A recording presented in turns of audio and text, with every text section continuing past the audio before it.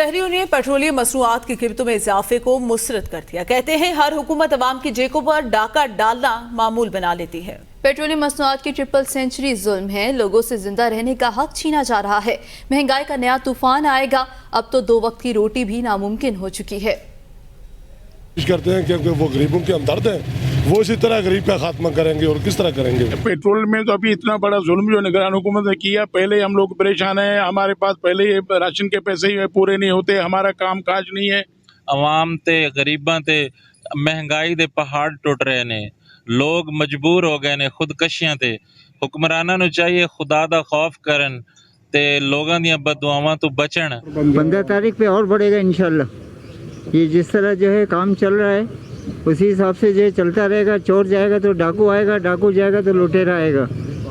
बिजली का बिल जितने यूनिट होते हैं उसमें जो है फिर जनरल सेल्स टैक्स अलग होता है, यूटिलिटी टैक्स अलग होता है, तो अपना दूसरे टैक्सेस अलग होते हैं, फ्यूल एडजस्टमेंट चार्जेस अलग होते हैं।